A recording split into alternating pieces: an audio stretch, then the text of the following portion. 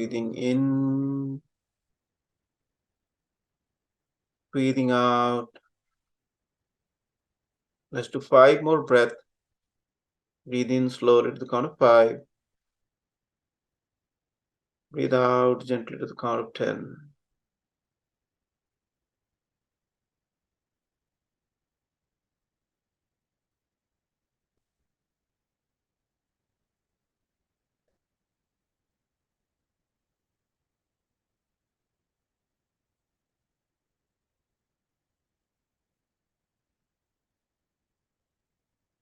Nice. Now let's bring back both the palms together to Namaskar Mudra. And remind yourself of your sankalp, your resolution for this practice towards health, happiness, and peace. If you have a personal goal, try to repeat that 3 times in your mind with a positive feeling in your heart. And let's raise both the hands up, palms open, eyes closed, facing to the sky.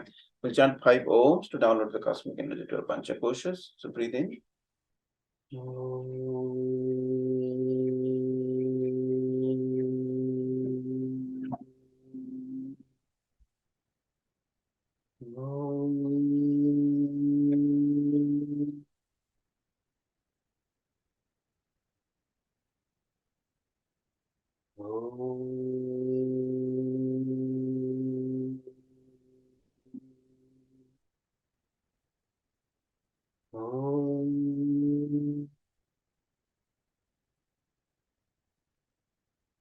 Last one, inhale.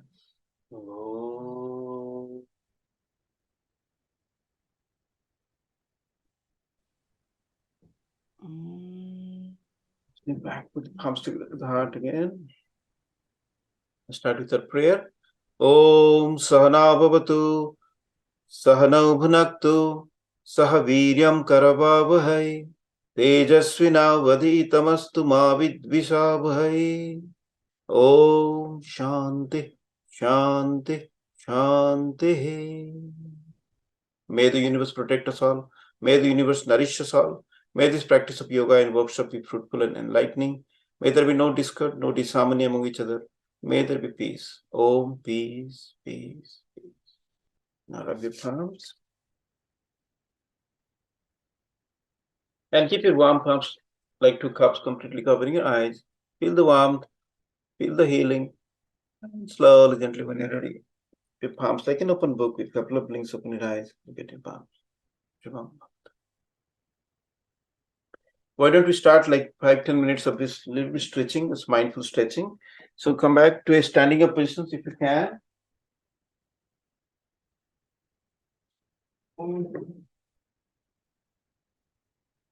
Good. So keep your feet about hip width distance, quite relaxed.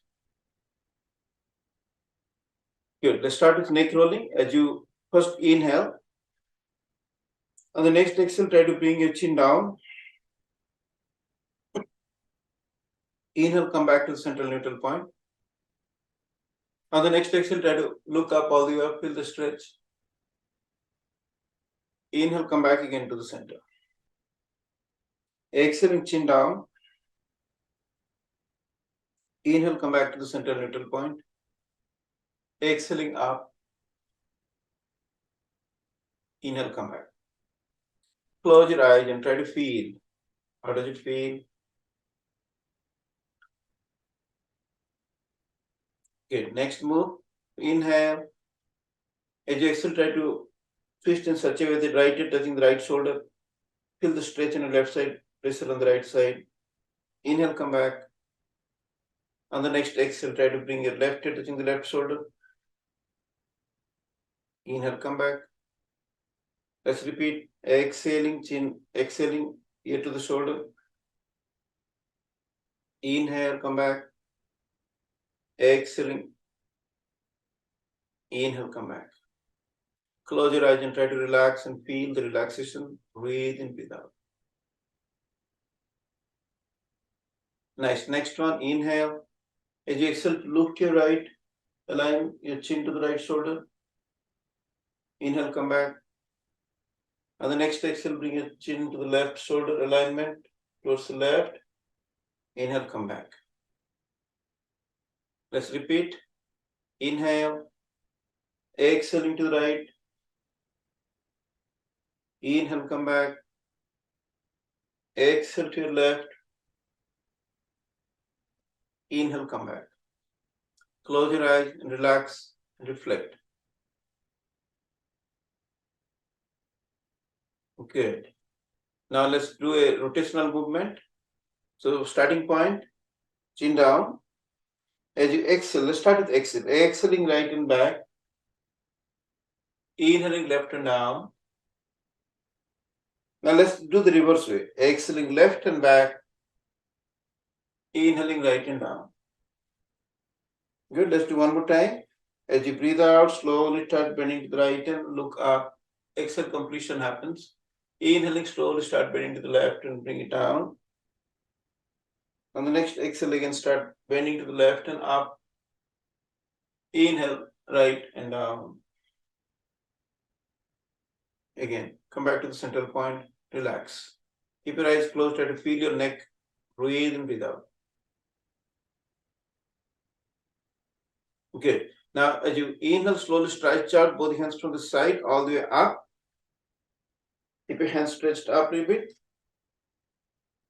And as you breathe out, slowly bring it back again. You're doing the hand movement now. So inhaling, stretch out both hands from the side all the way up, palms facing out. Feel the stretch in the whole body. Exhaling, slowly bring it back to the side. Inhale, exhale completely out. Now inhale, keep your hands stretched out, palm facing up, and bring your palms to the shoulder. Keep your elbows together in the front. Now as you start exhaling, out, out, down, up, front. So first down, out, up, front, down, out, up, front. Now let's do the opposite. Inhaling up, out, down, front. Inhaling up, out, down, front. And then relax. Keep your hands to the side. Breathe in, breathe out. Nice. Keep your hands parallel to the ground. Feet relaxedly grounded. First inhale. As you exhale, twist your right all the way. Right hand remains straight, left hand bends. Feet remains on the ground. Inhale, come back to the center. If you're doing it on the chair, just try to feel your upper body movement. Exhaling to the left all the way as much as you can. Inhale, come back to the center. Bring hands down. Let's repeat one more time. Inhale, bring your hands parallel to the ground. Exhaling, twist your right. Inhale, come back to the center. Exhaling, twist your left. Inhale, come back to the center. Exhale, drop your hands down. Keep your eyes closed. Try to feel your backbone, feel your spine. Breathe and breathe out.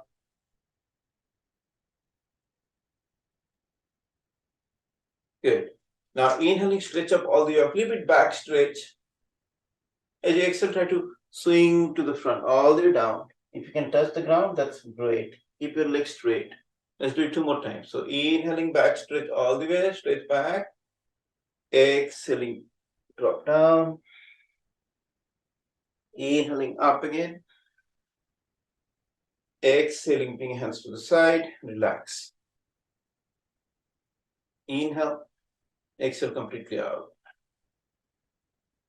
Good job. Now, we'll come back and then do a little bit of exercise on the eyes. So we'll come back to the sitting down position. Just like the muscles of our body, our eyes also have small little muscles. So let's try to open them up, back straight and upright. So keep your eyes bright open. And then, just like the neck movement, look up all the way, feel the stretch of the eyes. And then look down all the way. Let's do it 4 more times. So up, inhaling, feel the stretch of the tiny muscles of the eyes and down all the way. So keep your breath normal. So it doesn't matter how you breathe in and out. Just try to feel the stretch. Up and down.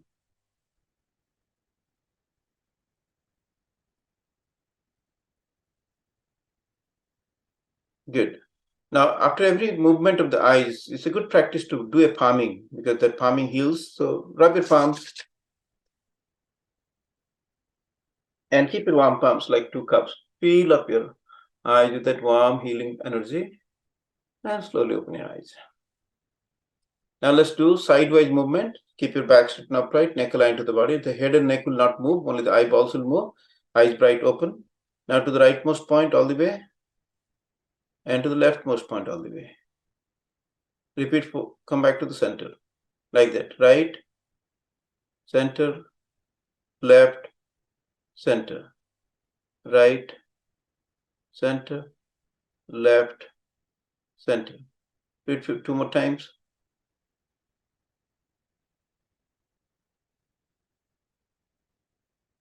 Come back to the center.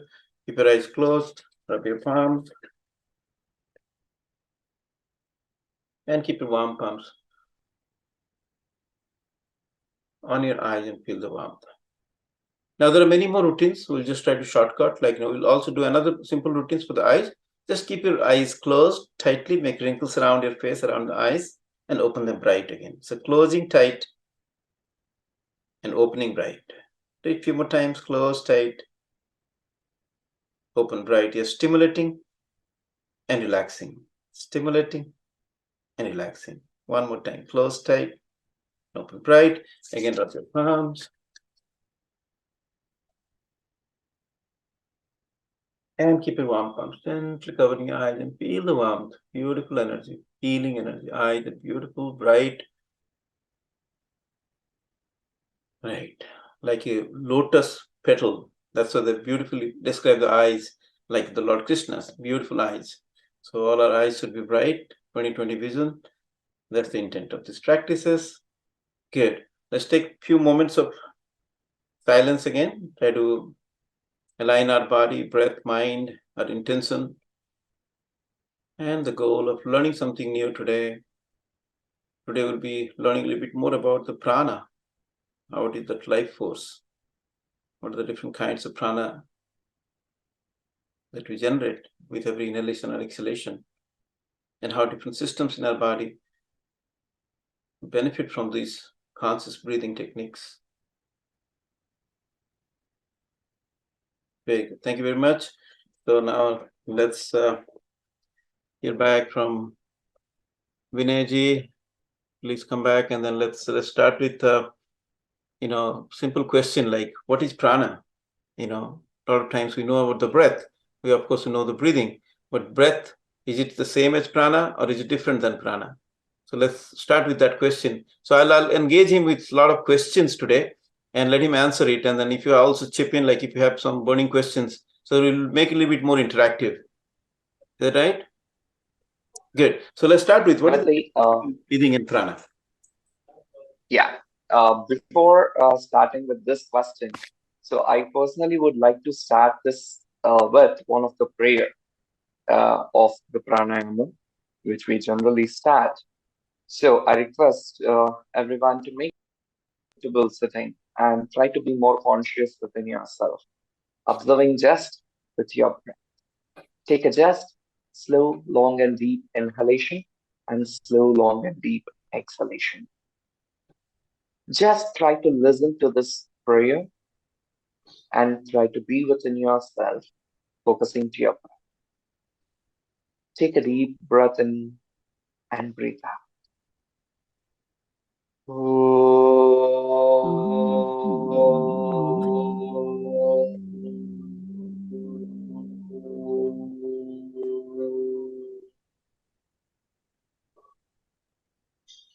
प्राणस्येधं वशे सर्वम् त्रिदिवे यत्प्रतिष्ठितम् मातेव पुत्रान् रक्षस्व श्रीश्च प्रज्ञांश्च विदेहिनैति ॐ शान्ति शान्ति शान्तिः. Rub your palms vigorously. Make a cup of it in front of your eyes and blink your eyes and slowly open your eyes by seeing this on the earth. Yes. Once again, namaste, namaste to each and every one of you. So we happily welcome you all for this yoga volunteer session. which has been organized by Swami Vivekananda Yoga Research and Holistic Health Trust in association with the Ministry of AYUSH Government of India, that is Yoga Certification Board. So myself, Vinay. So as today Manojji were saying to express a few concepts on this pranas. So as this prayer which we chanted right now, it is one of the most beautiful concept which has been expressed on the prana. As earlier we have discussed on the Pancha Koshas, the second layer or the second sheet is the Prana Maya Kosha, right? So where we have got to know the concept of prana which is most important in our day-to-day life. Because for this body existence, the prana is most required. The breath, that which we inhale and exhale, right? Which is most required. But as here in this prayer, it says, Pranasyedam Vashe Sarvam Tridiveyat Pratishtitam. That means the prana is everything which has occupied all the three lokas or the three levels. We can say loka is nothing but which is the world. For us, this body itself is the world. We have a three major portions of the body. That is the lower portion of the body, the middle portion of the body, and the upper portion of the body. Right?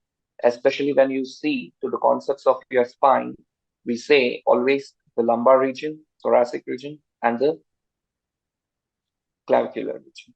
So this is the three layers where you should be more conscious on. Okay. So, and this prana is taking care of this body like a mother. That is how it means. Let us be with the connection of this prana always. Let us have the connections where it triggers our mind and it balances our mind to reach to the ultimate. Okay. So with this concept, as Manojji was saying, let us understand from the basic concept and the silliest concept called as breath, which we all know, right? So what is this breath? What are the stages of the breath that which we have? We know commonly we do inhale and exhale. Is there any other stages in the breath that which we do naturally in our day-to-day life? Not as a yoga practitioner, as a normal human being. Do we do any other stages? Do you have any idea on that? Yes, please. Sometimes we just hold the breath. Okay. So this holding of the breath is called as the retention, where in the yogic terminology, in Sanskrit, we say kumbhaka. Okay. So there are different stages in the kumbhakas also. Okay.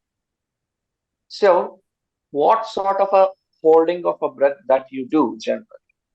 Any idea?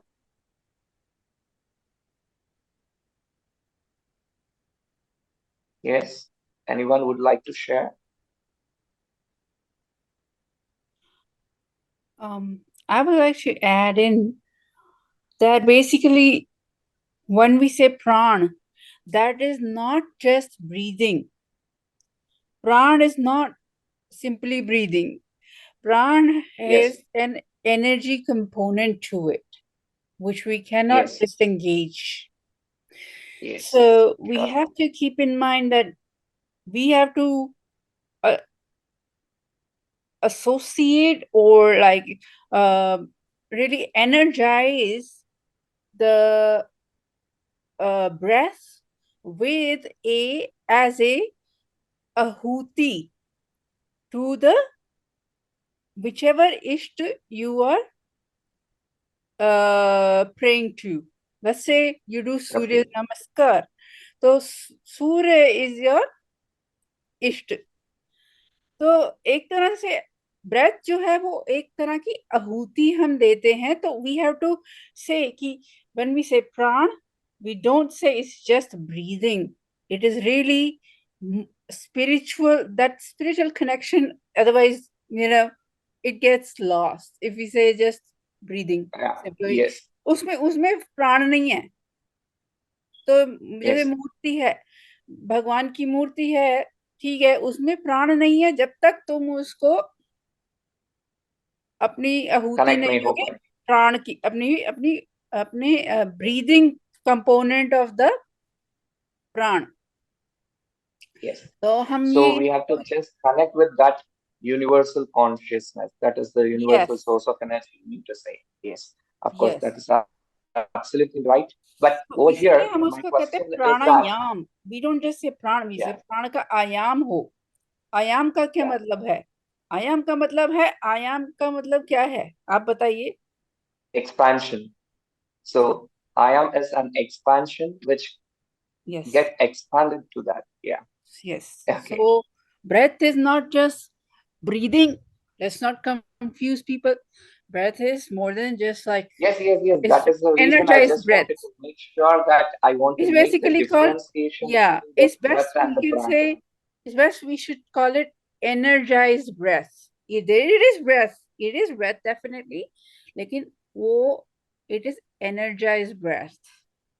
Yes, yes. So regarding that concept only, I just wanted to express over here. Thank you so much for your way of approach over here. So thank you so much. Yes, as we know that the commonly the humans that which we breathe in and breathe out. These are the common things that normally normal human beings or people who are non-yoga practitioners, they will be aware. And of course, they feel sometimes they hold the breath. So what do they consider that as? So they consider it as just a normal holding of the breath. There are different stages of the breath, holding it. So in kumbhakas, that which we say, there are antar kumbhaka, bahya kumbhaka, kevala kumbhaka, or shunyaka. There are different stages of holding of the breath. So when I come back to the concepts of antar kumbhaka and the bahya kumbhaka, where we say antar kumbhaka means generally inhaling and holding of the breath. So do you think that normal human beings that they do this process? Yes, of course. When we feel a most beautiful aromatic smell, what we do generally, we try to inhale and try to hold it for a certain time duration, right? So with that air. So it is a sort of a process which we generally do with the antar kumbhaka. When we feel very stingy or a very bad smell or something, what we do, we exhale completely and try to hold on to it. It is called as like generally which we naturally do a bahya kumbhaka, right? So even while swimming, most of the people we do with this process, antar kumbhaka and the bahya kumbhaka. And to experience the different stages of this kumbhakas, it is doesn't takes it is not so easy to be in that situations or to be with that breath or that stage of breath. So there is a need of understanding more in detail the concepts of this prana, where the prana enters over here, the concept of the prana. So till here we were talking only on the concept of the breath, that which we inhale and exhale naturally, right? So when we are inhaling, the breath enters into your nostrils to the lungs, and it comes out from the lungs through the nostril, and we exhale. So this is the only major organ which is working for the breath, that is our lungs. So further, don't we think that the air that which is passing through the nostril to the lungs has to be supplied throughout the body and throughout every single part of the body? Yes, it is most required because our whole body needs that oxygenated blood flow and that source of energy. Where, as earlier in these discussions, we had already got the meaning of a pranayama. Prana is nothing but the vital force or the source of energy of a life. It's a life source or a source of energy. Ayama is nothing but the expansion. So the expansion of this life force is nothing but the pranayama. There are Ashta pranayamas or the Ashta kumbhakas. There are many such unique way of approaches which has been given by a traditional masters. in the scriptures. Let us not discuss more into those levels at this moment. As coming back to the concept, as I said in the earlier class also regarding the Pancha Pranas, I think I have just named it as a Pancha Pranas, right? So this Pancha Pranas are Apana,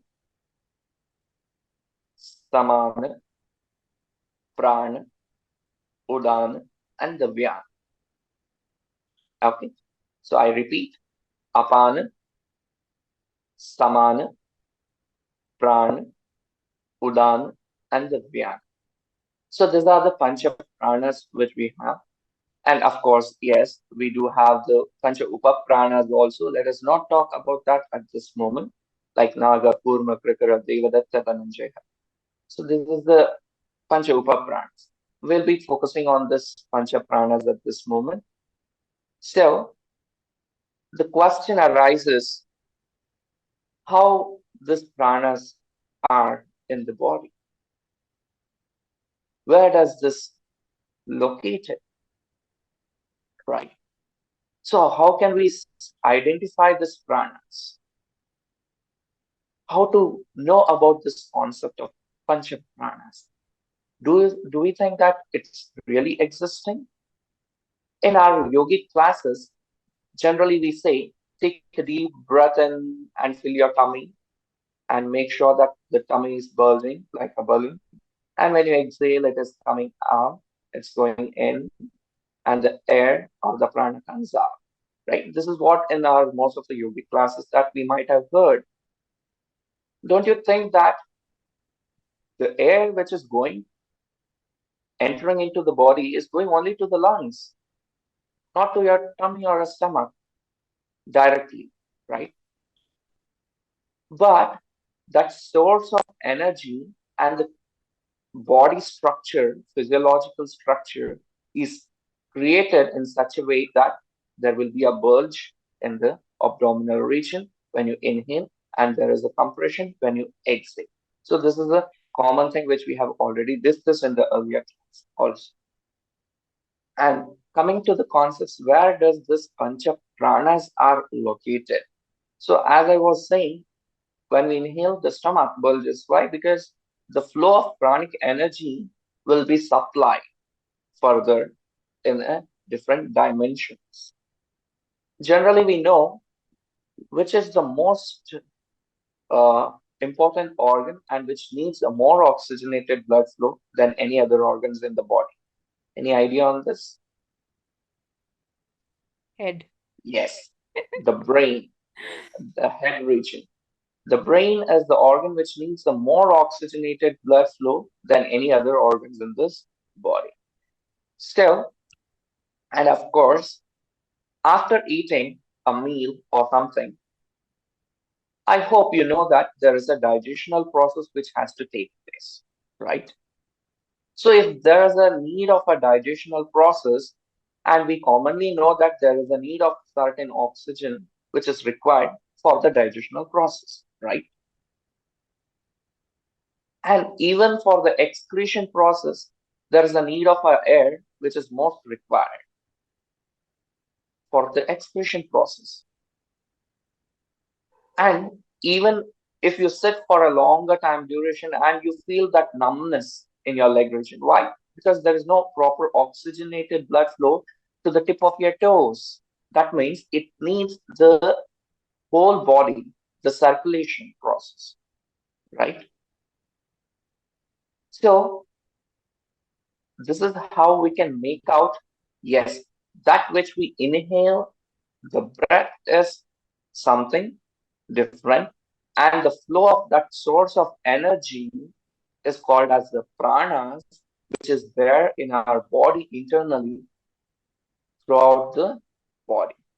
So let us understand step by step. First, as we know, the Pancha Pranas, the Apana Vayu. If you want, I think you can make a note of it also. Apana Vayu is closely present near the excretion and the reproductive organs.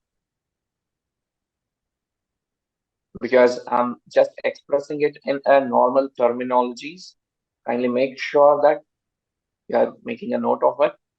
Okay. So, and the next Samana Vayu is closely present near the stomach and the intestine.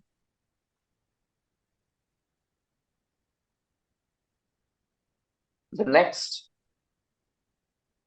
Prana Vayu, the Prana Vayu is present closely near to the chest region. I'm not specifically mentioning the organ over here. Kindly make sure that it is present near the chest region. Okay. I'll tell you the reason also a little later. Why? And Udana Vayu is present near the head region. Again, I'm not mentioning a specific organ. That is the head region completely. Okay.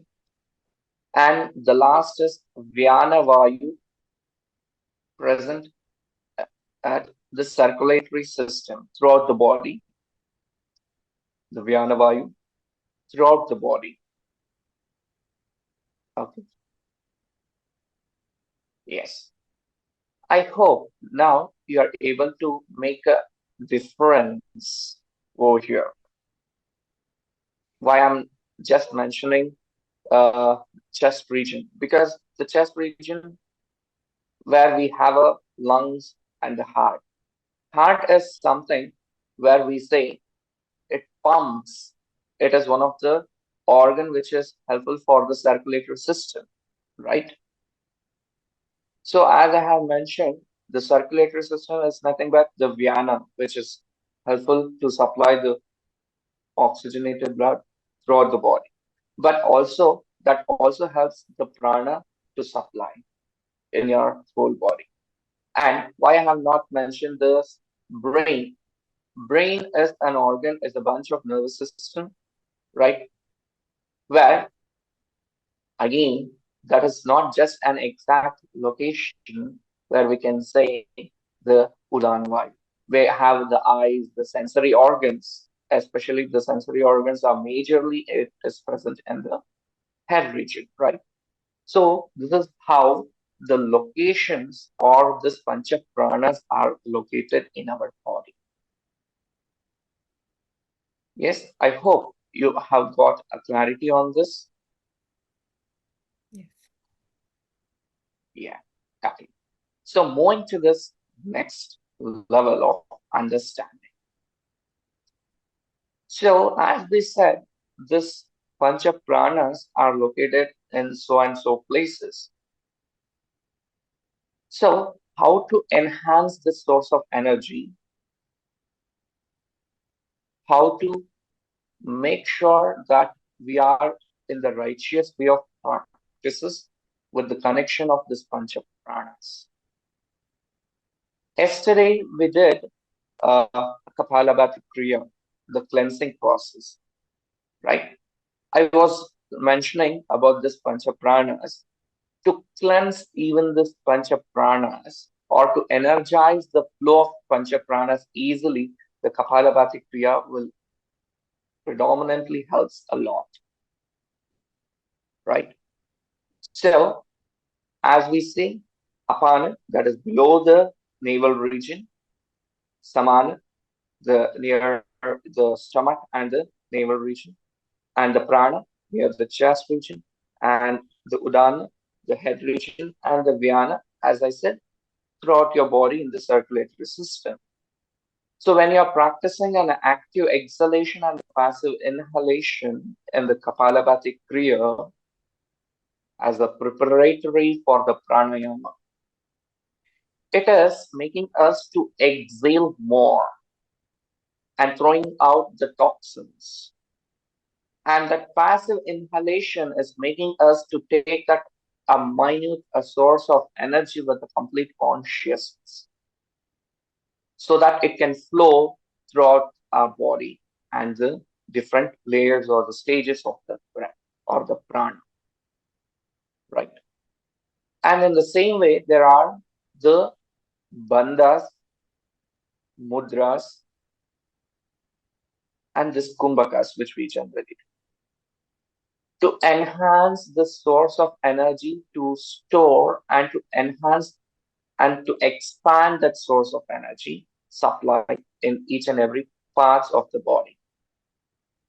Considering this, if a person is been affected or if the person feels very weak, most of the people, when they are elderly, they are unable to control the excretion process, like going for a loo or the pee, right? Without their consciousness, it might be coming out because there the apana vayu is very low. To enhance or to energize that, they need to know what are the activities or what are the practices they have to practice with the flow of the prana in their body, right? The people with who have more athletic, they have used their cardio, that is the heart, so fast always and controlling over that again and again. So the prana vayu has to be more conscious to those aspects, and they need to know what are the pranayamas or the bandhas or the kumbhakas that they have to build to enhance that source of energy. And if there is an improper digestional process, that means the samana vayu is not working effectively. So to enhance the energy to the samana vayu, what are the certain practices has to be done? What are the pranayamas to be practiced? What are the asanas to be practiced? So this is how we generally make the people to understand which organ or the system is weak, and then we get to know which prana has been affected. And to enhance that prana, we have certain methodology or the process of practicing called as a pranayama or asana, so that it activates and it triggers to that particular part of the body and it generates a source of energy called as the pranavayu throughout your body, right? So this is how the step by step to understand the process of the inhalation and the exhalation that which we do is not so simple. Where after inhaling, how this flow of prana is supplying over the body, how these vayus are being supplied. And we need to know whether it has been in a righteous way or not. So with this concept, we need to understand that in our day-to-day life, we should be more conscious in the flow of the pranic energy in the body. Most of the time while practicing or while performing an asanas, or sometimes when there is no proper flow of oxygenated blood flow in our body, we feel the cramps or a catch in the body part. What do we do generally? Do you think that we do a sudden movement? No, we should never do that.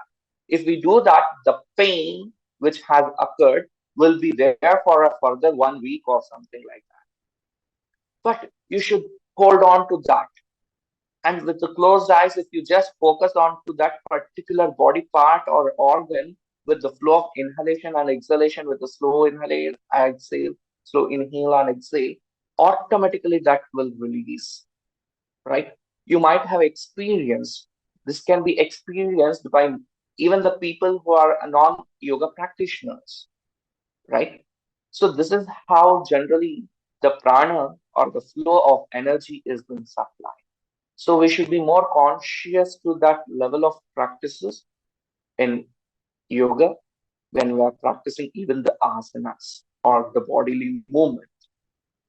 Okay, I hope till here you might have understood the concept of this pancha pranas, how it has been present in the body and how it is working right now, right? Yes. I got a question. Let me just clarify one more thing. Like somebody asked me a question directly, like when we are practicing in the beginning, like, I was telling like inhale to the count of 5 and exhale to the count of 10. So he was asking like, why is that ratio matter, right? So let me just take 2 minutes to explain that concept. So if you think about like how we're just learning the deeper aspects of pranayama or the breath itself, the lungs are the main organ that we practice. Sorry, what happened? So lungs are the main organs that we use for breathing, right? So when we think about the lungs, what is the size of the lungs? Anybody can guess? What is the size of our lungs? Just make a guess. How small or how big are they? From what my knowledge is, 1 second, please. Let me come back. So, from what my knowledge is, the right lobe of the lungs is longer or larger than the left side because the left side has a heart on top of it. But what is the general size? Like, and how do you explain to a child? Like, is it too big, too small? Is the size of the face or bigger than that? No. No, I don't know that. Okay, so let me just say that, like, so basically, if you look at the size of the lungs are quite big in our body. Like, if you can think about, like, if you hypothetically spread out the lungs completely, it will become like a tennis court size. So our lungs, on average, can hold up to 6 liters per man and maybe 5.7 liters per woman, right? So like 2 big gallons, like 2 milk gallons that we buy from Costco, like those kind of air that we can hold into our lungs. But not the full capacity we breathe in. We breathe in only 10% of our lungs capacity, right? So whenever we take oxygen to the lungs, what does it do? So the lungs are like chamber of alveoli, like just the air bubbles, just like you take a coffee filter and put it on a high power microscope, whatever you can see, that's our lungs. So lungs do not have the muscles also. The diaphragm gives the muscle power to the lungs. That's why in the Kapalbhati pranayama we were talking yesterday. So if we practice Kapalbhati, the diaphragm gets stronger, and then that gives power to the lungs even in the old age also. That's one aspect.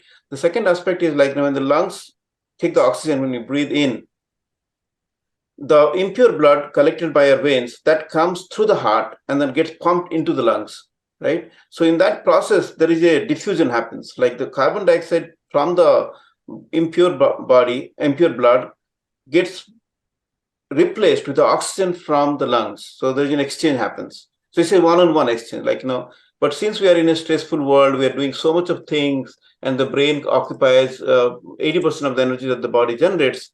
So what it does is, we produce more carbon dioxide than we take oxygen, right? Because the demand for the energy is so much that every cell in our body, through the process of metabolism and all, like, they keep on producing ATP or adenosine triphosphate, all the different energy packets constantly. As a byproduct of that, carbon dioxide gets created over quantity. So if in every transaction, the amount of carbon dioxide is way more than the oxygen that we take in, because we're just taking 10% of the capacity. So in a simple rule, like if you just allow a little longer time to breathe out, so more chance that you're trying to throw out the residual carbon dioxide more than they are produced, because every transaction is complete, the next lot is coming. So if the carbon dioxide is not completely clean in this process, then it will go back to the heart again, and then it will create chokes and plaques in the arteries, and that's why the hypertension and other disease happens. Like, we'll not go to details, but the amount of oxygen that goes in and the amount of carbon dioxide we create is way more disproportionately. That is why when we double the time of exhalation, there is a higher chance that the carbon dioxide goes out from our body. So that's one way why we inhale to the count of 5 and exhale it longer. That is one way. And then consciousness plays a major role, because everything is matter and consciousness. So if you unconsciously breathe, you'll supply oxygen to your Annamaya kosha. But if you add the consciousness element to it, if you invest consciousness into that will create the prana or the life force, which will help you to go deeper, and then that enhances the whole holistic part of the healing process, right? As we talked about, like, when, say, for example, if you have a pain, by touching that part and by drawing your attention to that, scientifically what's happening, that the Vyana energy around your body is getting converted to the prana energy, and that the prana is healing energy, and automatically you'll feel the healing. That's called the touch healing or the Nima touch healing. So there are a lot of deeper aspects of pranayama itself. Like, I was practicing with the Himalayan yogi. He taught me 576 styles of breathing. 507. It took me 6 months to just digest the concept. How can in the world that we have 576 breathing style? So it's very mathematical, right? How this combination happens, so much advanced. Pranavidya is very, very deeper science. So we'll not go into details, but all to give a teaser that yoga is such an ocean and pranayama is another ocean. So if we try to go dive into that, one life is not, long enough. But anyway, so that's the point that we wanted to make. So, okay, let me ask the next question to Vinayji. Like we are talking about sadhana, like, yogi, we have two different practices and things like that. So how the pranayama plays a significant role in the role of the sadhana, like, how we really evolve into the higher state. By just giving some examples, we can explain, that would be great. Thank you. Yes, of course. It's a wonderful question which has been raised. So I hope over here in this session, I think most of them are very closely connected with the Indian. Is there any non-Indians? I don't think, right?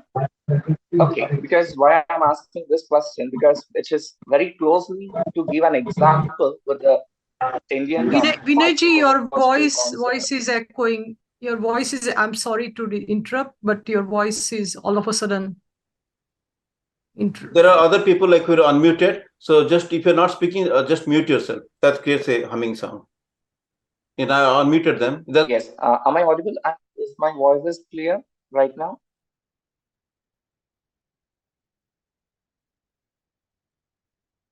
Okay. Am I audible right now? And is my voice is clear? Okay. So I don't know. Yeah. Okay. Yes. It's good. Yeah.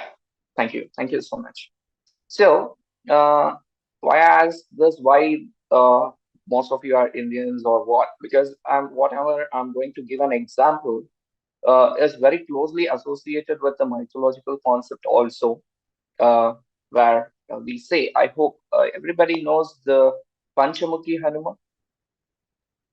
Have you heard about the Panchamukhi Hanuman, the five-faced Hanuman, right? So we know who is this Hanuman. Generally, it has been said that Hanuman is the Vayuputra, right? So, and he is also considered as the Mukhya Prana, right? So, can someone tell me what are these five faces that which we can see in this Panchamukhi Hanuman? Any idea? Yes. What are those five faces that which we see? Okay, the first, as I said, Hanuman is one of the five faces. That is the monkey face, which we can see. Yes. Then Hayagriva. Hayagriva. Hayagriva. Yes, Hayagriva is nothing but the horse, right? So usually this answer we don't get most of the time when I ask this question. So there is one more. Yes, please, come on. Yeah, very good. Hayagriva, yes, we can see the horse. Then Varaha. try to attempt. It might be right or wrong. Don't worry. Varaha. Yes. Varaha. Varaha is not this Kantara movie's Varaha. Okay. No. So Varaha is something where the pig or the boar, which we say. So there is a different story behind that. Not the Kantara movie story. Okay, don't worry. So I'll just express that little later.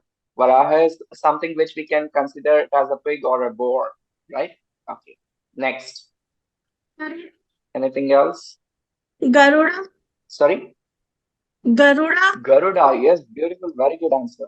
Very good answer. Most of the people they say get confused with Garuda because they can't see the picturized. It looks like a human face, but only the nose will be different.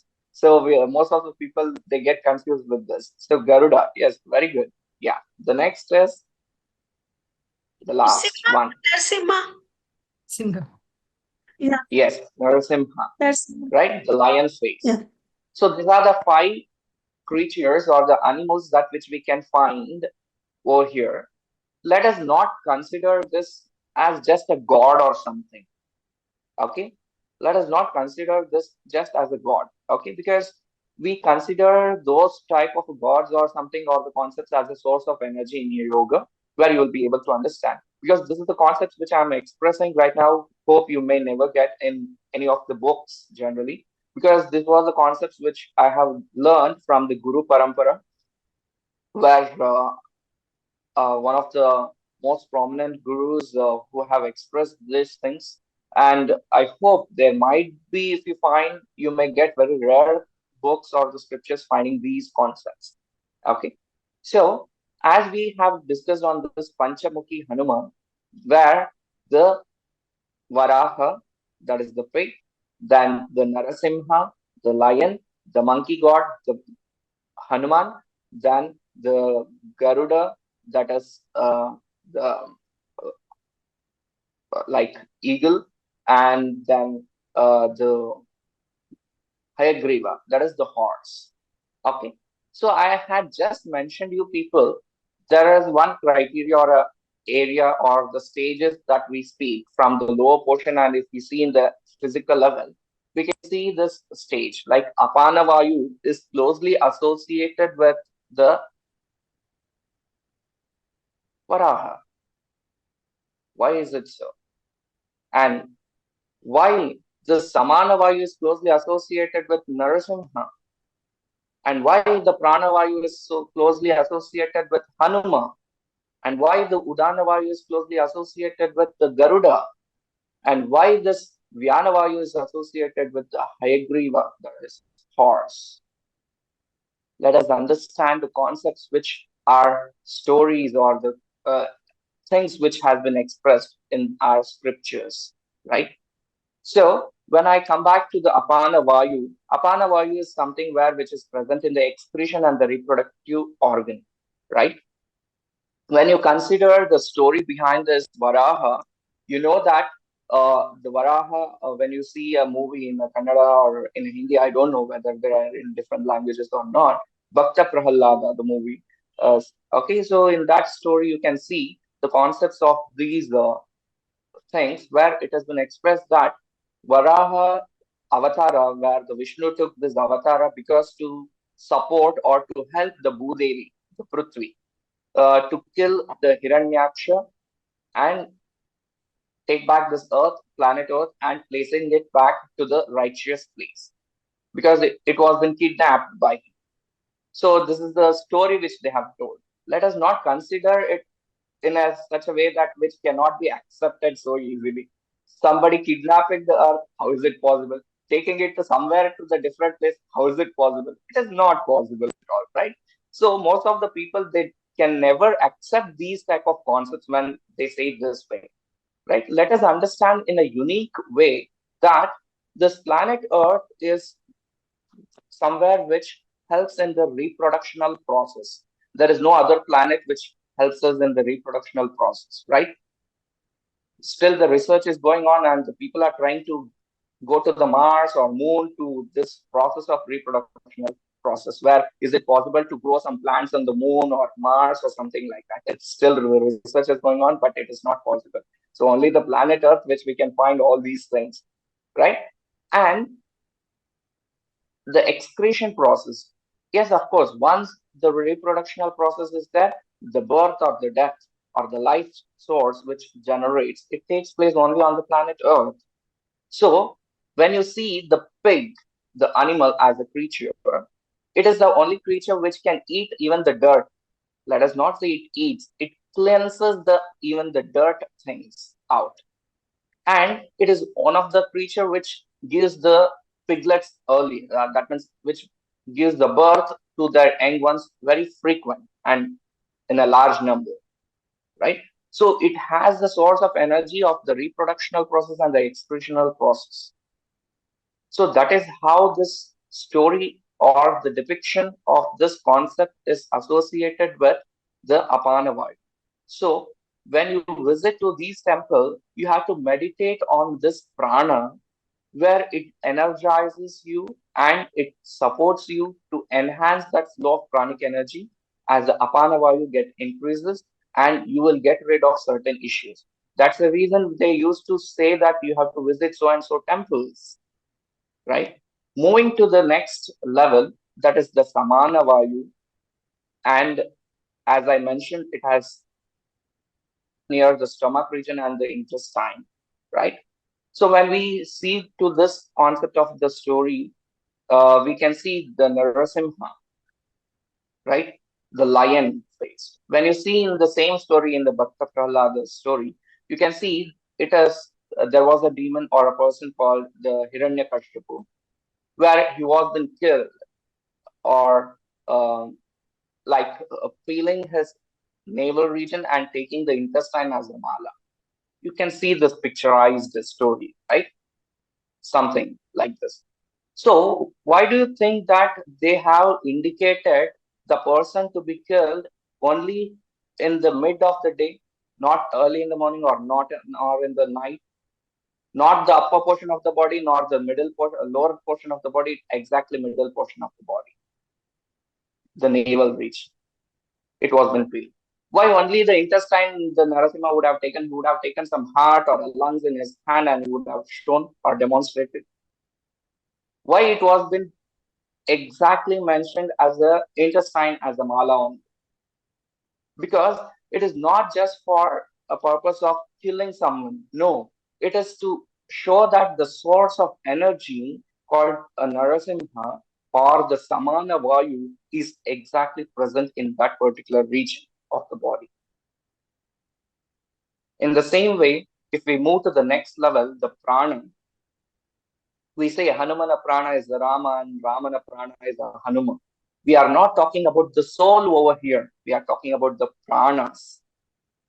There is a close connection between the pranas and the soul. That is the highest source of energy, which is closely connected. When this prana disconnects, the soul moves out of this body, right? So it is slowly and closely connected. That's the reason where till today we have not discussed on the concept of the Atma, right? So we are talking only about the pranas over here. Let us not go more in depth of this. So let us coming back to this concept of a Hanuma. When somebody asked Hanuma, can you show me where is Rama? He said, he just opened his chest and he showed the Rama in his chest, right? He would have showed in his muscles somewhere and he would have told Rama is everywhere. Why? Because we know Hanumana Prana is Rama, Ramana Prana is Hanuma. It has been stated, right? That is the life force which is closely associated and connected with the Atma. That's the reason Atma Rama, Anandaramana. There is a song, beautiful song which we can hear, right? So that is how the concept of the prana, which is majorly present, is the chest region. Then the Udana Vayu, when moving to the next, the Garuda. As I said, the eagle is the creature, is one of the most intelligent creature, where if I feel any issues, what we do, we try to find out a solution, right? We will try to think out of box sometimes, right? Even in the same way, the creature called a Garuda or the eagle, when there is a heavy rain or a cloud or something, it doesn't fly below the clouds. It just try to fly above the clouds and get rid of that issue, right? So that means it has more thinking capacity on understanding what is righteous concept. And the bird's eye view has been expressed only with the eagle's eye, right? Most of the time we give an example of an eagle eye because it has a more minute things which it can see from very high level. So that is how this head region is closely associated with that sensory perception, and it is closely connected with the Garuda, the eagle. Yes. And then moving to the next level, that is the Vyana Vayu. As I said, the Vyana Vayu is closely connected with the circulatory system and throughout the body. As Manoji was expressing so beautifully, that which we inhale, it goes to the lungs and the lungs capacities, right? We have a 3 lobes in the right and the 2 lobes in the left, where we are not utilizing it in a righteous way. Well, most of the people ask me, sir, as you said, you have to intake 1% of inhalation and 2% of exhalation. So when somebody says that, I feel most of the people raise me a question, how is it possible, sir? if I take only 1% inhalation, how can I exhale a 2%? Inside there will be only 1%. How can I exhale a 2%? So we feel, so kindly don't think in such a way that you have to exhale 2%. It is the speed or the process of exhalation, the time duration should take like 2%. That is what we generally suggest. So kindly don't get confused with that. So somebody, some new beginners, if they ask these type of questions, you should be ready to answer for that. So it is not just 1% inhalation and the 2% exhalation, means it is not the breath, it is the time duration of the breath flow. Okay. Yeah. So coming back to the concepts here, the Vyana Vayu, the circulatory system, where the Hayagriva, that is the horse, we generally know that the engine power, or it has been calculated, or the speed or the engine power is calculated like a horsepower only.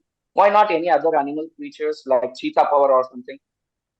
Because the heart is called as an engine which supplies the blood, oxygenated blood throughout your body, and the breath which you inhale once, it has to supply throughout your body. That means the flow should be very fast and quick in our body, right? So that's the reason the speed of that is shown in the concept of the Hayagriva over here. And when you see the depiction of the concept of the Hayagriva in the stories, they say that it is the knowledge, it is the jnana. If you see, I don't know whether you might have visited the Hayagriva's temple and all. So it has been suggested that we have to meditate for the purpose of the jnana or the knowledge, because the Hayagriva is the one who safeguarded the Vedas, the scriptures from the demons, right? So that is how it has been depicted. So kindly you can just go ahead and go through watching these short videos or the movies, which has been closely associated with the spiritual aspects of the Indian philosophies, and try to understand how it is closely associated and closely connected with this yogic practices also. And there are many such yogis, as the question was, how this has helped to enhance ourselves to reach to the higher levels of the yogic concept. There are many such great yogis who have reached to a certain level that still most of the people cannot reach to certain extent. Like a great yogi or a guru, or we say Guru Raghavendra Swami, right? Uh, I don't know whether you might have heard or not. Yes, of course, there are many people in the southern part are more aware of this great yogi called Guru Raghavendra Swami. So he was a person who had meditated almost 12 years on this Pancha Pranas in one of the place called as Manchali Grama, in very closely in the borders of Karnataka and Andhra, right? So where he was capable of understanding this physical level and the pranic level, and enhancing that source of energy within. There are many such great yogis who were capable of disconnecting the prana with the soul or the atma and moving out of the body and coming back, like Adi Shankaracharya. So he was able to do the Parakaya Pravesha also, right? So there is a concept called as a Parakaya Pravesha, where let us not discuss more into that. So which is not at all possible at this yuga or the time if we don't implement it in a righteous way. You can see the stories or the depictions which has been expressed. Okay, so yes, it is possible. And if you hear Sai Baba, Sai Baba was able to move out of his body for 3 days, and he came back to his body, right? It has been depicted in such a way. And even the Jesus Christ, yes, of course, he was also a great yogi who was moving out of his body and came back after several days, like after 3 days or something. How is it possible? Yes, of course, it is possible. And there is a concept in the Siddha, the Indian tradition, stating that a deathless body, is it possible to maintain the deathless body? Yes, of course, it is possible. So, how is it possible? It is only possible through the enhancing this pranic energy, where we can find still Sri Ramanujacharya's body present in Tamil Nadu, where every year they maintain this body in certain basic, simple ingredients, and they maintain this body yearly once. How it is still present, how the people are able to maintain that body, because the people externally, they are not maintaining it. Sri Ramanujacharya was a great yogi who was capable to enhance that source of energy which is required for this body to maintain this body for a long-term duration. And we know there's mummified bodies, right, in the Egypt. Yes, of course, we can still find most of the things or the concepts which are present in that, but it is a knowledge or the techniques or the way of maintaining it. So this was the concept which was in yoga, which has already expressed on the maintaining this body and reaching to that ultimate levels. So we can never find people taking a rebirth like Adi Shankaracharya. Are we finding anyone? Are we finding anyone like a Jesus or someone? No. Why? Because of the lifestyle and the people who are leading in their life in such a way based on their pranic energy, right? So it is going down by down, day by day, where we are not enhancing that source of energy, we are decreasing that source of energy. So by the yogic practices, at least we can be a positive person throughout our environment. So let us have this yogic practices, not like the great sages or the masters, at least to maintain our physical level, physiological level, and intellectual level for the all-round developments. And also with this yogic practices as a yoga volunteers, I request you to kindly practice these few basic pranayamas which we generally going to teach in the coming next classes. So kindly make sure that you are practicing this regularly in your day-to-day life and sharing this type of knowledge surrounding you. That makes your responsibility after getting this knowledge, right? So over here, I'll be stopping here. So if So you have thank you very much for such a elaborated answer to the question, like how the Panchaprana and the correct practice of the pranayama can help a sadhaka or a yogi practitioner in to enhance not only physical health, mental health, but also spiritual health. And as we learn about from different mythological stories about Hanumanji and how it is connected to Apana, Prana, Samana, Vyana, and Udana, they are all practical concepts, because if you look at the whole system that we have in our body, and then we learn about the 5 elements and how in every single breath that we take, how this earth element, water element, fire, air, and space, that permutation combination is happening the way we breathe, how much you hold the breath through, whether you are breathing through both the nostrils or left nostril, right nostril, through your teeth, through your tongue, through your mouth. So all these are different inlets and outlets and different permutation combinations giving rise to different kinds of chemicals in our body.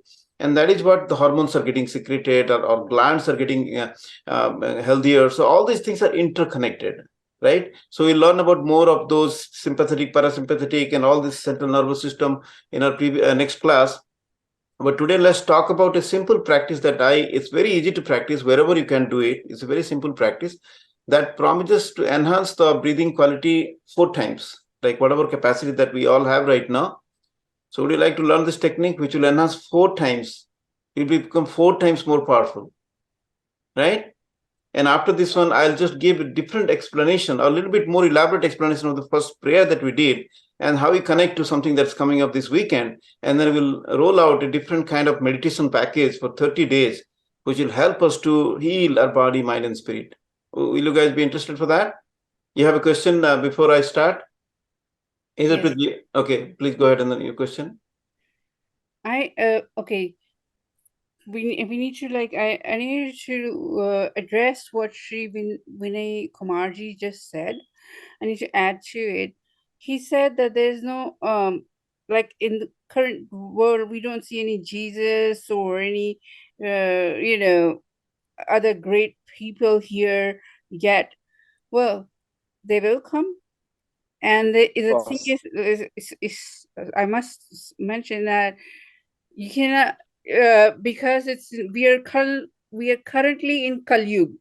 So you have to understand there will be the time for the avatars to take place. right now it's not the time. That's why Kalki Avatar has to happen, but not now, because we are still like 5,000 years only into Kali Yuga. And for that Kalki Avatar to happen is going to be, so let's not confuse too many things here. Then, okay, moving on to the other thing I wanted to add in is like, there's a ratio basically for breathing is like 1:4:2. So 1 is the inhale and 4 is the kumbhak and 2 is the exhale. But because you said, hey, it's like, are we like emptying, where is this extra one breath coming from? Right? So it's like inhale, kumbhak 4, and then ratio says twice is to 2. So 1:4:2. So from where is this extra air coming from? Where? So it's really, that's from where is not the question, because it's definitely the upon, which is because we don't exhale properly. So we don't inhale properly, and also exhale is also so left. There's a lot of left in inside. Right. So the basic thing that I would like to light up Mhm. here is like, there are many techniques. There are many techniques. Just like, say, for example, our body itself, when we fall sick and go to the doctor, like depending on different disease, there are thousands of different kind of medicines that they are prescribed to alter the different chemicals in our body. Likewise, there are many different kind of pranayama techniques which are more therapeutic in use. So which has got many different ratios. In some ratios, you have to inhale to the count of 4, hold to the count of 16, exhale to the count of 8. So there are many multiple permutation combinations are there. So that's all the advanced level of pranayama technique. So right now, today we're going to learn a simple technique which will have only 5 counts of same amount of inhale, hold, exhale, hold. No variation of the duration of the inhalation, exhalation. So let's practice this one. So keep your back straight upright, keep your eyes gently closed, and let's get into the state of Manojji, Haji. just sorry to interrupt over here. Actually, according to the syllabus, we have only the pranayama without kumbhakas over here. Right. Okay. So, though it might be very simple, without kumbhakas only we have to train, because the kumbhakas depends on each individual capabilities and their body structure and their capacities. Because every human being is unique and its person's breathing capacity is so unique. And we cannot make sure that it is the same ratio to be followed by all. No, it depends on each individual.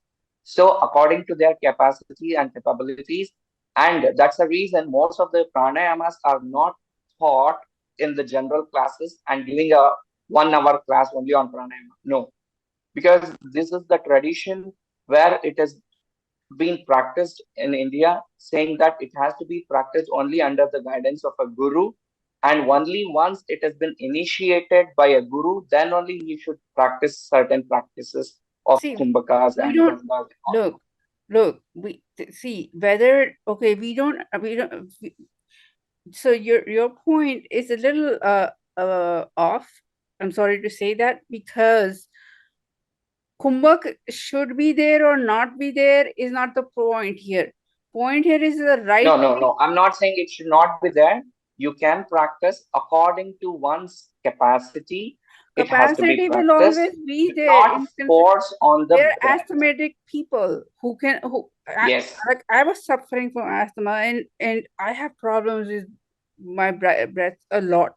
But anyways, for me to hold the breath is gonna be very hard if I'm like breathless.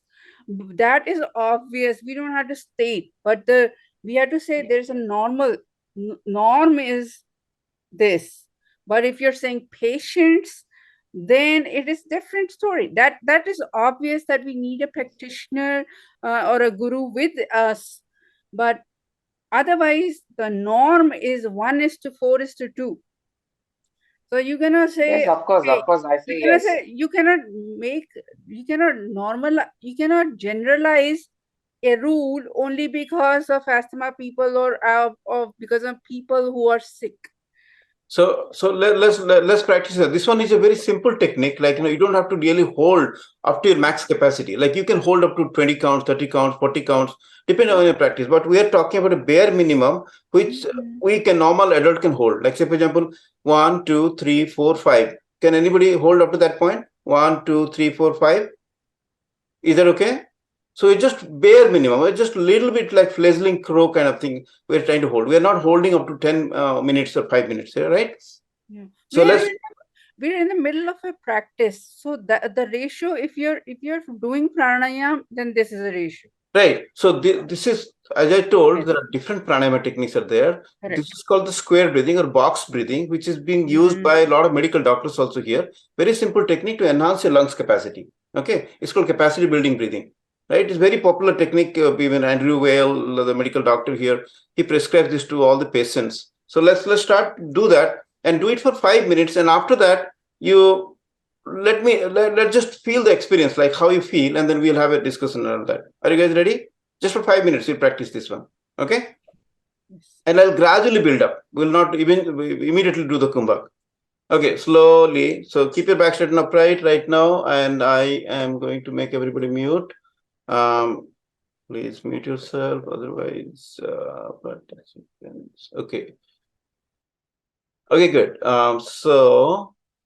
So keep your back straight and upright, keep your eyes gently closed, and just engage into that beautiful prayer that we talked about. That prana is the controller of everything in this all three worlds. And in our body itself, the lower part, the middle part, upper part, everything is controlled by the prana, or the life force. So slowly breathe into the count of 5 through both the nostrils. And again, breathe out to the count of 5. Very simple. Let's do it 4 more times. So breathe into the count of 5 and breathe out. Breathe in, breathe out. Breathe in, breathe out. Inhale to the count of 5. Exhale to the count of 5. Now, inhale to the count of 5 and hold to the count of 5. Then again, exhale to the count of 5. Inhale, hold, exhale. Inhale, hold, exhale. Inhale, hold, exhale. Breathe in, hold, breathe out. Now inhale, exhale completely out to the count of 5, and then hold. Stay without breath for 5 counts. Again, inhale, exhale, and hold. Inhale, exhale, and hold. Inhale, exhale, and hold. Inhale, exhale, and hold. Now, putting it all together, inhale, hold your breath, exhale, and hold again. Inhale, hold, exhale, and hold. Inhale, hold, exhale, hold. Inhale, hold, exhale, hold. Last one, inhale, hold your breath, exhale, and hold again. Now, keeping the eyes still closed, take normal breath, just few normal breath without doing any particular pranayama. Let the body breathe normally and just observe your feelings. Try to look at your lungs, look at your heart, look at all the abdominal organs, and just meditate upon this breath and how these trillions of cells in our body have got more oxygen.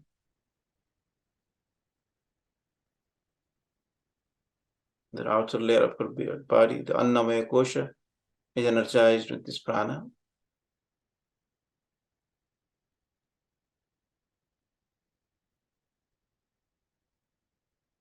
So is the Pranamaya Kosha, the Pancha Prana that we learned, Apana, the lower moving, the Prana, the upper moving, and the Samana in between to balance. The Udana at the head region for thinking and the brain, and Vyana, all radial in nature. All those are balanced.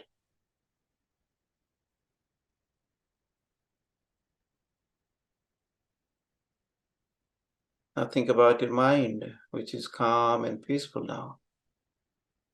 There's no turbulence. Everything is calm and peaceful by balancing our breath.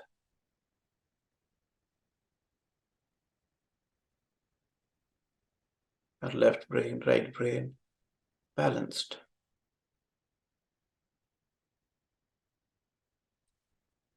Now we all have sharp intelligence.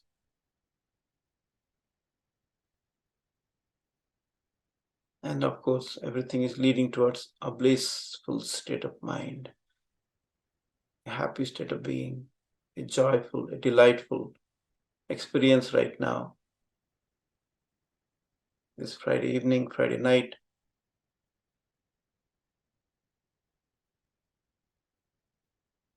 Just become aware of the time and space in your place.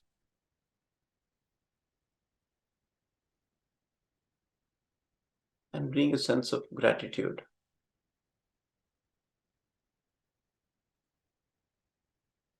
So in this state of meditation itself, let me explain the meaning of the prayer that we chanted in the beginning of the pranayama. I'll cite it again, you just listen to it, and I'll explain the meaning and connect to our meditation. Pranashidam vase sarvam tridive yat pratishtitam mateva putrancha rakhyasva srischa pragyascha videhi naiti. As you got the first part, the prana is the controller of all the three worlds, including all organs, including all parts of her body and mind. And just like a mother protects her children, it's a very significant way that the mother protects her children, that is cited in this sloka. Likewise, O beloved Mother Universe, kindly bestow us Shri, which is the affluence, and Prajna, which is the wisdom. So bestow us with the right affluence and wisdom so that we also can be a resource to the world. And the mothers are very special. Mother's Day is coming this weekend. So let's dedicate to our own mothers, mothers, their mothers, all are connected, hopefully, to one mother. Mother America, Mother Earth, Mother Bharat, Bharat Mata. So let's connect to all the mothers and take their blessings as you progress in this journey of yoga and meditation. So may our heart be filled with gratitude for all our mothers too, having given birth to us in this life.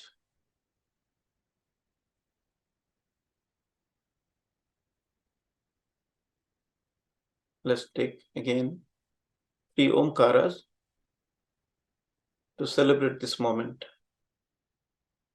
Breathe in. Om.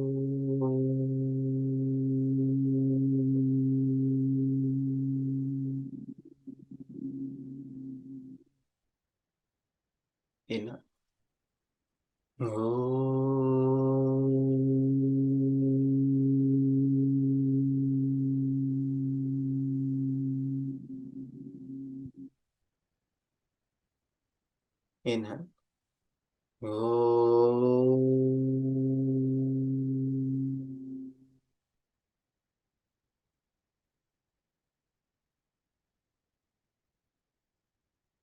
So from this state of meditation, we'll complete this practice and then we'll have a Q&A mode, 5 more minutes. Let's bring back both the palms together to the heart. Namaskar mantra. Connect to the world as one family. Let's chant the basic Shanti mantra to bring peace, health and happiness to everyone. Sarve bhavantu sukhinah. Sarve santu niramaya. Sarve bhadrani pashyantu. Ma kaschit dukkha bhag bhavet. Om Shanti, Shanti, Shanti. May everyone in this universe be healthy and safe. May everyone see things auspiciously, goodness in others, appreciate one another. May there be no miseries, no unhappiness, no sadness, no grief with anyone. May there be peace. Oh, peace, peace, peace. Now, rub your palms together. And keep your palms like 2 cups completely covering your eyes.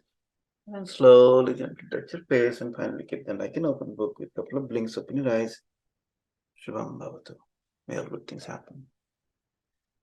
Thank you very much. And if you have any questions for the pranayama practice or any experience that you had, you can just say a few words for another couple of minutes. Vinay, Okay. Tejal ji, आप पूछिए, आप बोलिए. I already put my question in the chat to you. I see. About the kumbhak. So are we also going to talk about the Rechak and Purak?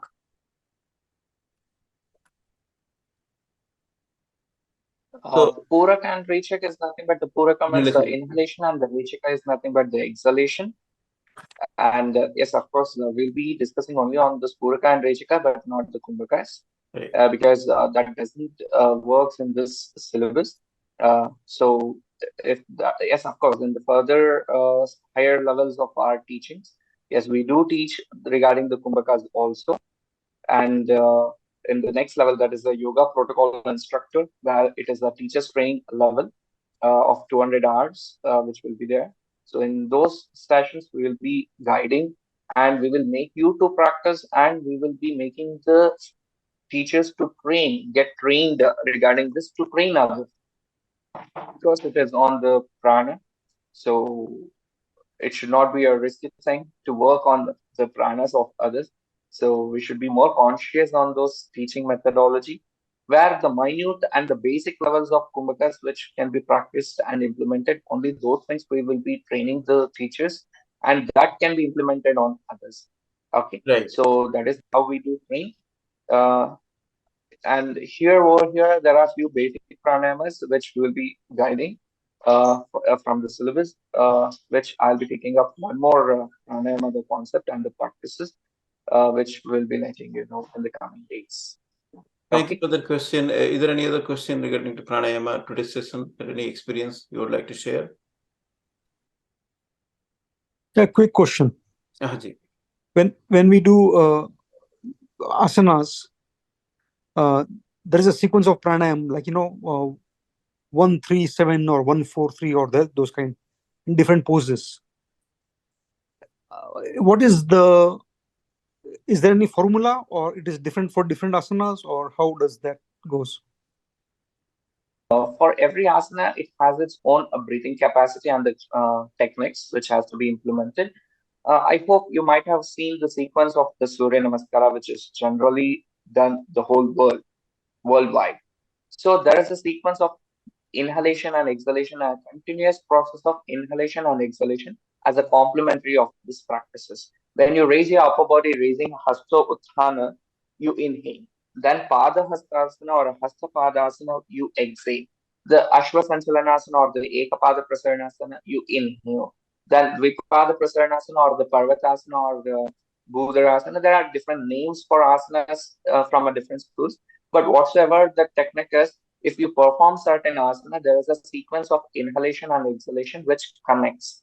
So we should be more conscious when we are performing certain asana. There is a righteous way of breathing technique also for that. So this can be learned uh, very well versed and the basic level also. To be more conscious, we need a lot of practices to be implemented regularly, and these type of guidance can be given by the teachers generally, where most of the teachers they do that, of course. The connection of this asana and the breathing techniques, which is most important. If you are missing with those instructions, kindly request the teachers so that they will be guiding you in this asana practices, and they will guide you how the sequence of breath will be in a specific asana. Okay. So anyone practicing those Of course, we will be yoga also videos, guiding you and helping you out with that. the practice yoga videos that you're practicing in the morning, is there any question related to that? Is everybody okay with the pace that I teach and whatever, like, just because we're talking more theories here, I wanted to compensate that with a little bit of practice because a lot of people question that. So hopefully every day you get something to practice and something to learn. Manojji, and thank you, Vinay Kumar, Yogacharya. Thank you, Dr. Manojji Joshiji. Just want to give you my few seconds. Just imagine when you're going for swimming. Suppose you don't know how to swim. You just jump into the swimming pool. Then water goes into the nose and water goes into the ears. Water goes to the... That's why we first and I've seen many times, a baby is taken by the mother and they take to the swimming pool. Similarly, when you grow up 5 years or 6, they tell me, hey, go to the instructor, swimming instructor. So he will teach you the right way, how to stroke, how to take breathing, all this, how to... So you need an instructor for pranayama also. Right. Because we all know how to breathe and we all know how to do, but you want to be enhance your abilities. You want to be an Olympic swimmer, you have to go to a swimming coach who sends you the Olympics. Similarly, you want to increase your pranayama capacity and you want to experience, go to a guru and learn from him. This particular class is simple yoga protocol. It is you tell us something, we follow. Protocol is like that. We don't ask questions and say, hey, why we can't do it? No, that is the protocol. You have to go to the left side of the governor. You have to go to the right side of the president. That is the protocol. And yoga protocol is put in such a way, we don't go on the street and do as we feel like.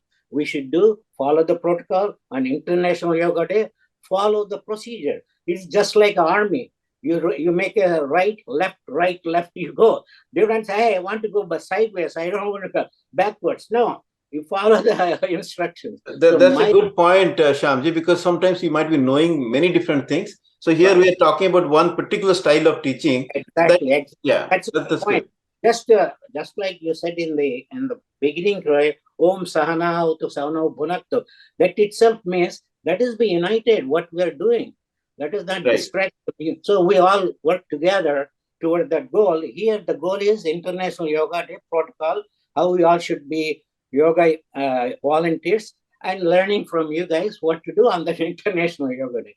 This is a vast subject. Everybody gets a lot of knowledge. We can tell that on one-on-one individual basis. If they have some questions in the class, let us keep focused on the yoga protocol. That's all my one feedback. Thank you very much. Thank you, all of you. Thank you so much. Is there anything else before we close for the weekend? And happy Mother's Day coming up. So what I was thinking, like, I have got this 30 days of meditation based on mother's energy. Like basically we think about a particular value in our heart, think about a light, healing light around it, and then just connect to all the mothers in the world and their children, which basically circles back 360 degrees to every being in the planet. And that is and we can also dedicate this practice of meditation 15 minutes every day for Mother Earth and Mother India, because this will culminate in the towards the end of the Yoga International Day, so that we have got 30 different values to install in our heart, so to say, like a software installation. So the different values of yoga tradition are talked about here. So will you be interested to practice those if I send it every day? Yeah. Okay, good. So I'll send that. So it's just 15 minutes meditation. One sample I gave it on the other day about Hari, the concept of lajja and shame. Like likewise, a lot of concepts, 10 contemporary and 20 yogic concepts are explained and meditated upon. So that's what we'll start tomorrow to celebrate our Mother's Day. That's great. Thank you very much, and we'll see you again. The weekend there is no class, so and encourage more people. Like if there are people like who wants to join even now also, because our ambition is to reach out to 100 people before the International Yoga Day. So that's what the Consul General of India in San Francisco would like to address in the local area and also sign the certificate. Because right now what we're thinking, like recorded files are there, they can catch up in a weekend, just like 4 or 5 hours of time. So there's still time to learn and then practice, and practice videos are given, meditation are given. So there are a lot of resources if somebody wants to learn in this 1 month of time. So there is always a chance. So if you like this class, so kindly encourage a few more people to join this program, and then we can, if they have questions and doubts, me or Vinay or anybody, we can coach them one-on-one to compensate for the last sessions if there is any doubt. Manuji, any update on the book that Devrajji mentioned? Yeah, so that book is, I'm working on that. So I talked to one of his officials, and then he said that he's working on the PDF files. So hopefully by Monday we'll get one. Yeah. Okay. Yeah. And so that will help us to read out some of the things Definitely. They're all supplemental readings. Definitely that will help. Thank you so much to all. And then Have a nice namaste to all. I will see you again on Monday, same time. Okay. Namaste all. Good night. Namaste. Namaste. Namaste. Namaste. Namaste. Namaste.